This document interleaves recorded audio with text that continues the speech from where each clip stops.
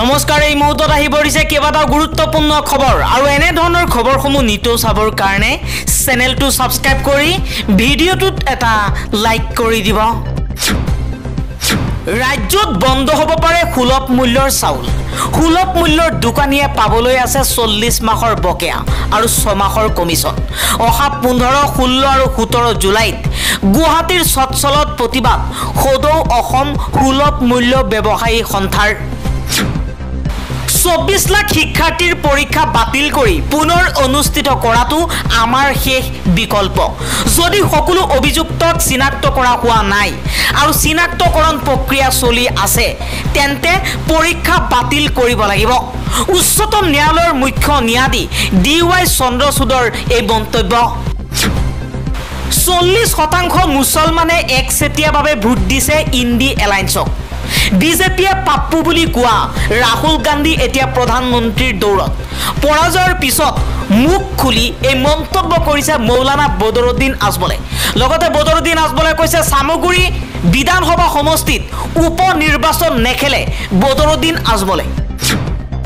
কেন্দ্ৰীয় বিত্ত মন্ত্ৰণালয়ৰ সমীক্ষা যোৱা 7 বছৰত অসমত কৰ্মহীন হৈছে 4,94,000 লোক। 13খন ৰাজ্য কেন্দ্ৰীয় শাসিত অঞ্চলত ব্যাপক কৰ্মসূচী। বিপৰীতে গুজৰাট, ৰাজস্থান, মহাৰাষ্ট্ৰ আৰু উৰিষ্যাত ন ক্ষেত্ৰত নিয়োগ সৃষ্টি কৰিছে চৰকাৰে। অসম আৰক্ষী 3য় আৰু 4ৰ্থ বৰ্গৰ পৰীক্ষাৰ দিন ঘোষণা কৰা হৈছে। 3 অক্টোবৰৰ পৰা অসম আৰক্ষীৰ হ'ব শাৰীৰিক পৰীক্ষা। এই বৰ্ষতে আৰক্ষীত 6,434টা পদ পূৰণৰ লক্ষ্য হিমন্ত বিশ্ব শৰ্মাৰ চৰকাৰৰ। APSCৰ আৰ্হিত এবাৰ অনুষ্ঠিত হ'ব ADRE পৰীক্ষা। 3টা পৰ্যায়ত অনুষ্ঠিত হ'ব 3য় বৰ্গৰ পৰীক্ষা। প্ৰাৰম্ভিক মূল আৰু সাক্ষাৎকাৰ পৰ্ব অনুষ্ঠিত হ'ব।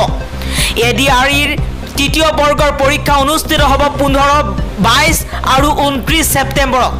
ADREৰ 4ৰ্থ বৰ্গৰ পৰীক্ষা অনুষ্ঠিত হ'ব 20, 27 অক্টোবৰত। 3য় বৰ্গত 7,500টা পদত চাকৰিত হ'ব নিযুক্তি। 4ৰ্থ বৰ্গত প্ৰায় 4,500টা পদত হ'ব নিযুক্তি। লাইভ যোগে মুখ্যমন্ত্ৰী হিমন্ত বিশ্ব শৰ্মাই এই কথা ঘোষণা কৰিছে। ৰাজস্থানৰ 4টা লোকসভা সমষ্টিৰ 31টা বুথত শূন্য হৈছে বিজেপি। বুথ সভাপতিসকলেও দলক নিদিলে ভোট। বিশ্বৰ সৰ্ববৃহৎ ৰাজনৈতিক দল হোৱাটো যিমানেই গৌৰৱৰ বিষয় সিমানেই লাজৰ বিষয় হৈ পৰিছে বিজেপিৰ। তেনে এক লাজৰ অভিলেখ ৰচনা কৰিছে দলটোৱে।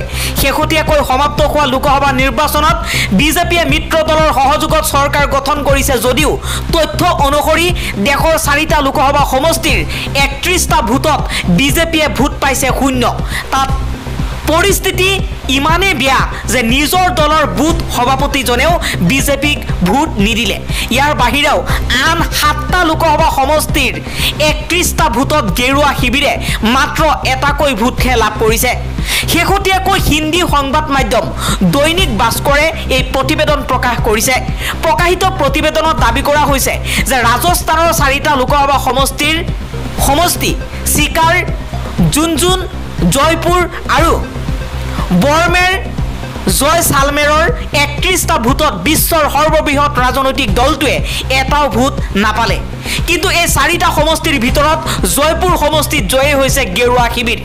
ৰাজস্থানৰ 25খন লোকসভা সমষ্টিৰ আসনৰ ভিতৰত 14খন আসনত বিজেপিয়ে জয়লাভ কৰিছে। অৱশ্যে বুথ ভিত্তিক ৰিপৰ্ট ওলোৱাৰ পিছত বিজেপিৰ বাবে চিন্তাৰ বিষয় হৈ পৰিছে।